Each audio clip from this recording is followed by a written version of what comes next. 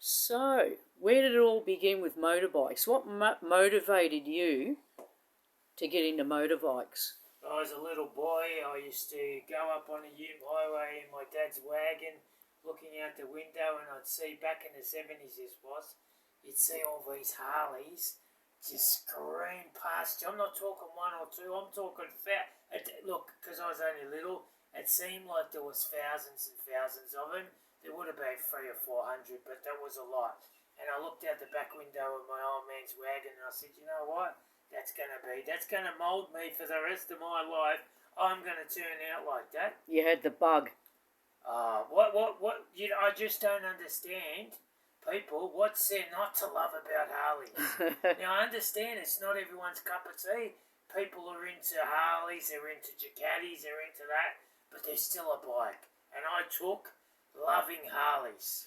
So of all the motorbikes that you could have chose from, the brands or the makes, the Indians, the Nortons. Harley straight down now, sorry. Yeah. Nothing against you guys that ride Nortons and any all other bikes. Harley's hands down. You couldn't convince me. If you come up to me as I was growing up and said, I don't recommend you get a Harley, I'd politely tell you where to get off. So do you remember the very age you were when you were able to get your first motorbike? Well, I left home at age 16 because I couldn't get along with my foster parents. I won't go into that story because it's pretty ugly. I was awarded a state, so you people can gather what's awarded a state is. Age 16, I bought my first bike, but it wasn't a Harley.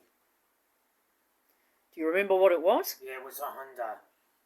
And how did you feel about that? Well, I wasn't licensed back in the 70s, so I said to myself, I'll just experiment, I'll get comfortable on these bikes, and I just climbed the ladder.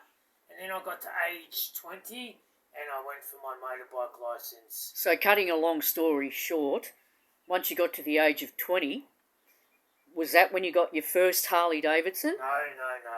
I went to Vic Roads and I studied the book. I did what everyone else did.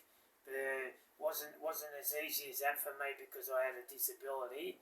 I'm lucky I got one of the workers there to pull me aside and read the book and give me the test, and I passed, thank God for that, because it wasn't easy. My nerves were like that, and I remember the guy to this day, he said, mate, you stuff up once more, we're going to fail you. So did you learn on your bike, or was it one of theirs? I learnt on all the different rice cracker bikes I owned, all the different bikes I owned. And I slowly climbed the ladder. Give me confidence, riding. What was your second Harley Davidson? Do you remember? My second? Hang on, let's go back to the first bike. Okay, let's get on with the first one. Continue that. Jumped the ladder here. Alright, so it was a 1997 Sportster. It was metallic red, and it come from Fairfield. There's only, as far as I know, there's only one shop down in Fairfield.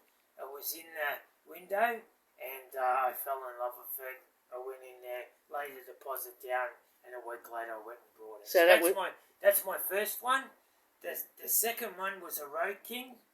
I got rid of the Road King because I've got scoliosis and I've got spine issues and neck issues. It was way too heavy. I traded that one in on a Heritage Softail. I got rid of that because it was fuel injected. I didn't like the sound of it. And now I'm on a Dyna Wide Glide 1997. So I've owned 4 Harleys in my life. And in how many years did you own those 4 Harleys?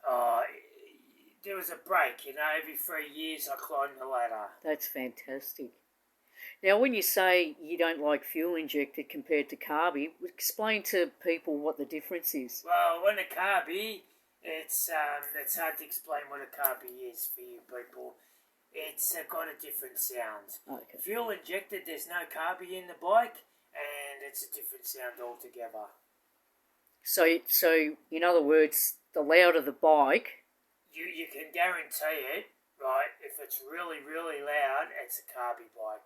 But I could be wrong there, because this day and age, they make fuel-injected bikes sound similar to carby bikes. But you can't beat carby.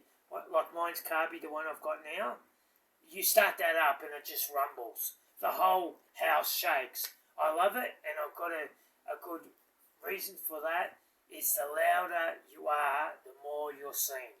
Even though the police force don't like noisy bikes, I don't care what they think, but I know the louder you are, the better off you're seen. So not only is it just because you're a biker, but the fact remains that the louder you are on the highways, the chances are the more safer you'll be most of the time. Hands down. That's the be all that ends all. That's it. And people say, oh, it's too loud, or the police say, oh, it's too loud. Well, bad luck, Charlie Brown. So you're up to your last bike, which is the one you've got now, is the Harley Davidson Dyna Wide Glide, correct? What year was that again? 1999. And what do you think of that so far? Oh, it's not too bad, but I think I can climb the ladder again and get something more interesting. So you've already got the mind wondering what the next Harley's going to be like. That's it. And for anyone that owns Harleys, they can back me up 100%. That's the way it is in the Harley world. All right, that's been a great short interview, I might add. Well, we'll have more interviews as we go along, but it won't be today. We'll just keep it short for our viewers. And if you like my channel, subscribe to my channel, press that little button, ring that bell, and all have a nice day. Thanks, Ray.